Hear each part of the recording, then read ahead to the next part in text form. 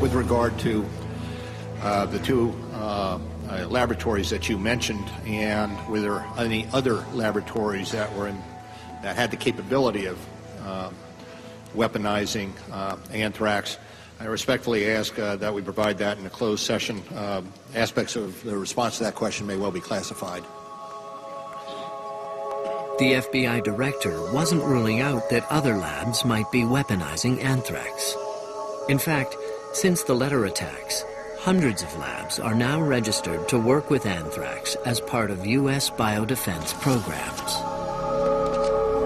Response to the anthrax attacks and the bioterrorism initiative has been to launch a nationwide billion-dollar campaign to, quote, defend us from unknown terrorists. But the character of this program is roughly as follows. You say, well, what would the terrorists come up with? What's the nastiest, most dangerous, most difficult to diagnose, difficult to treat microorganisms that we can think of? Well, let's go bring that organism into existence so that we can figure out how to defend against it. The fact of the matter is, it's indistinguishable from an offensive program in which you would do the same thing. Francis Boyle, a leading opponent of bioweapons, is alarmed at what's happened in the wake of the anthrax attacks. It's like the Wild West out there, and the government's, just dispensing money all up and down. This massive proliferation of the biolabs all over the country, unregulated research, development, testing. There's too much money at stake here for anyone to say no. This is the real legacy of the anthrax attacks. Since 2001, the U.S. government has budgeted over $50 billion for biodefense, much of it for private companies. Investigative journalist Edward J. Epstein finds this troubling. It clouds the chain of responsibility because private companies are owned by other private companies. And not only that, but it creates a mask for what could be government action, because now governments can do things and hide behind private companies. A poster child for privatized biodefense was the Bioport Corporation. It was the sole supplier of a controversial anthrax vaccine. Since 1998, the vaccine has been mandatory for frontline U.S. troops. But hundreds of enlisted men and women refused the vaccine. They claimed it was unsafe.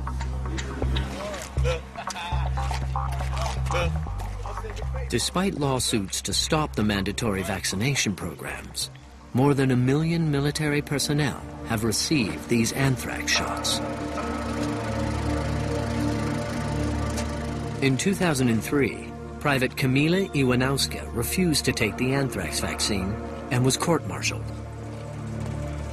I read a lot of side effects that some troops experienced from taking it previously. I also got familiar with the Gulf War syndrome at the time. I read about, I should call them victims, I guess, people who got sick, violently sick from anthrax vaccine. Dr. Meryl Nass testified as an expert defense witness.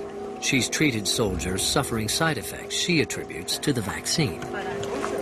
Multiple sclerosis, lupus, illnesses that are equivalent to Gulf War syndrome, where people have memory loss, muscle and joint pain, and severe fatigue, a variety of gastrointestinal disorders. There really is quite a lot of data to show the vaccine is unsafe. Private Iwanowska was found guilty of disobeying orders and given a dishonorable discharge.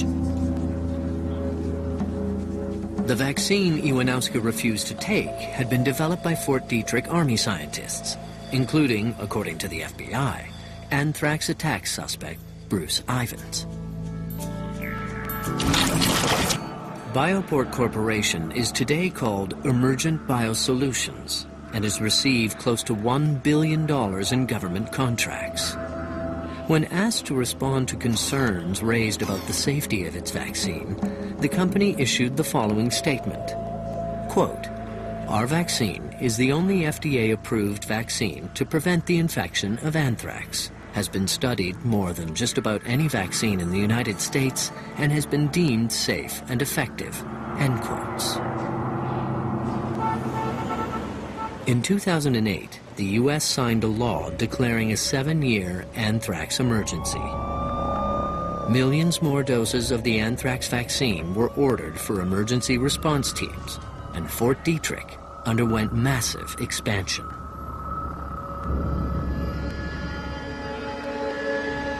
So if you add it together, it does appear that we're gearing up to fight biological and chemical warfare. Could the 2001 anthrax attacks really have laid the ground for the unthinkable?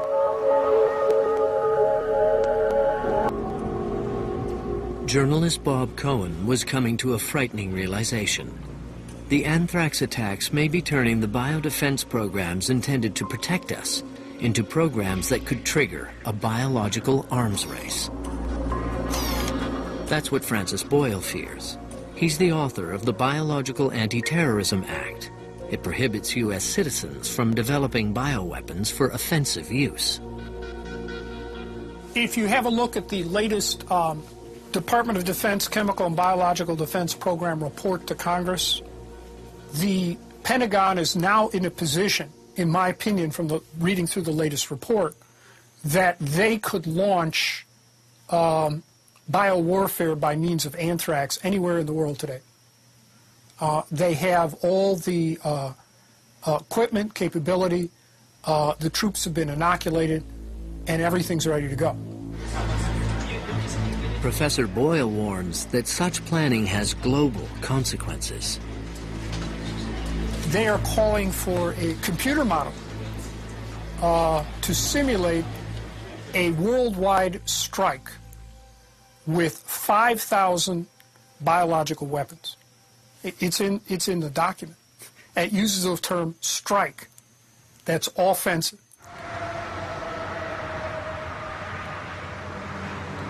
Indeed, Russian Premier Vladimir Putin has warned the West that new breakthroughs in bio, nano, and information tech could lead to a new arms race. It's now obvious that a fresh round of a new arms race has started. Unfortunately, it is not something that... Some observers suspect the Russians themselves continue to develop bioweapons at sites like the military lab from which anthrax escaped in 1979.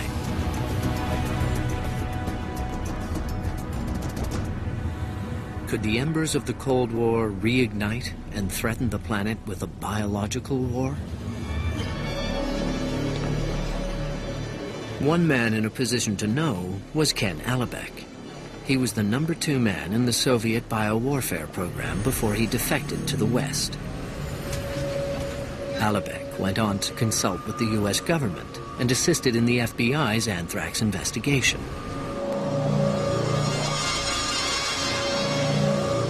He worries about the disappearing line between biodefense and bioffense.